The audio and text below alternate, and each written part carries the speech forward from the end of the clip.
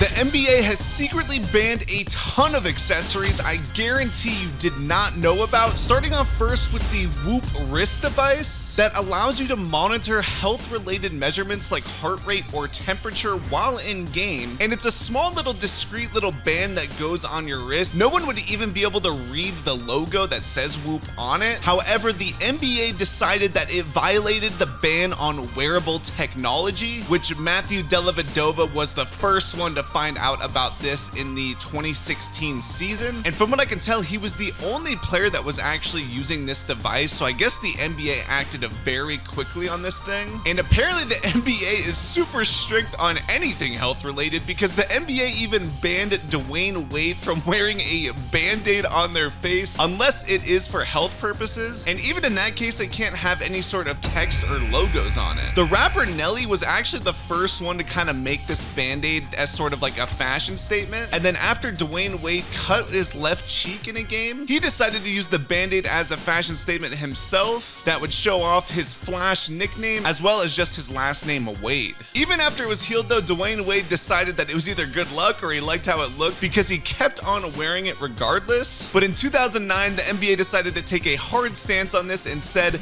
a player can wear a band-aid for healthcare purposes, but it shouldn't have any name or identifications on it. And believe it or not, the NBA got even stricter with their dress code, because they decided that you can't even wear your headband upside down. The two-time NBA champion Rajon Rondo started to wear the headband with the NBA logo upside down when he was with the Boston Celtics. And it didn't take long, because in 2010, the NBA created a new rule that prohibited players from wearing their headbands upside down. And I could have sworn I saw people wearing it upside down more recently. Like, I thought Gary Payton II wore his upside down, but I guess he just wears his backwards, basically showing the logo on the back of his head as opposed to the front, which is pretty much as creative as you can get with the headband nowadays. You can't wear a headband with any other logo than the NBA logo either, and that goes for any other sort of accessory you're wearing except for your shoes. In 2013, the New York Knicks guard Iman Shumpert actually got a custom hairstyle to include the Adidas logo in it, and even this got him in trouble with the league, and he immediately had to change it. Shumpert was pretty clever with that, because technically it wasn't an accessory, it was literally his hair, but the NBA really will not put up with anything. In 2017, J.R. Smith and Kelly Oubre tried wearing compression sleeves with the Supreme logo, but obviously they were banned from doing that pretty quickly. And something I just found out was that the NBA actually asked Lonzo Ball to cover up the tattoo of the Big Baller brand. At face value, that seems pretty messed up that they made him do that, but I'm curious to see what you guys think. And believe it or not, the dress code actually extends outside of the court as well. David Stern, the NBA commissioner, actually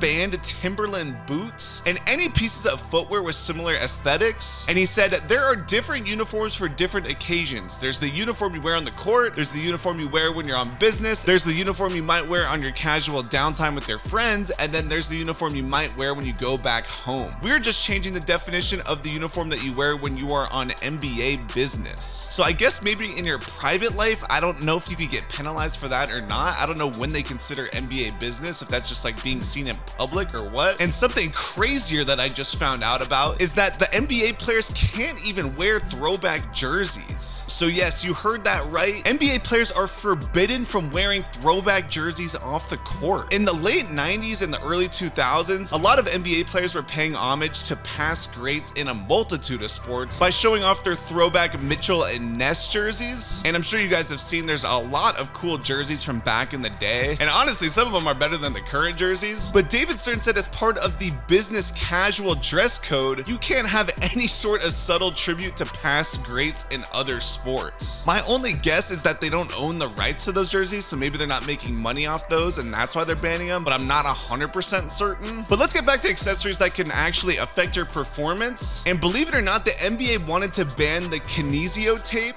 that I'm sure a lot of you guys have seen players wearing today. Like personally, I always see Luka wearing the Kinesio tape, and the tape was actually first worn by Derrick Rose because it helps separate layers of skin on athletes in order to limit pain. It can also aid muscle movement and reduce swelling and inflammation. So there are a lot of good benefits to it. But the NBA at one point actually told Rose that he couldn't wear it anymore. Surprisingly though, on the Kinesio videotape, the NBA actually backtracked and started allowing it once again. Apparently thanks to Jerry Stackhouse, who represents the NBA Players Union. They said they were gonna allow players to use it so they could take a look at the possible benefits it might bring to the players. And well, since it's still allowed today, I'm guessing that they showed that it is actually a huge help. So I'm glad the NBA is actually willing to admit when they're wrong and not be super stubborn about every single rule. But unfortunately, the NBA held firm on banning the tinted eyewear that once again Dwayne Wade tried to get away with. So obviously some players do need some sort of eyewear because they need to be able to see if they have vision problems, but you're not allowed to have tinted eyewear because apparently it gives you an unfair advantage because your opponents can't see your eyes and can't see like where you're looking at. I'm not exactly sure the reason for them banning the carbon fiber mask that LeBron and I think even Kobe wore at one point. I would guess they're just opposed to any sort of accessories being some sort of fashion statement, or maybe they just want to be able to see players' faces clearly. And at least with the transparent masks, you can still pretty much see people's faces. So that's my only guess. But LeBron didn't really put up a big fight to keep the carbon fiber mask, so I don't think we ever got a clear explanation on why they banned it. Moving on to probably the most bizarre ban in NBA history was forced by a player named Caron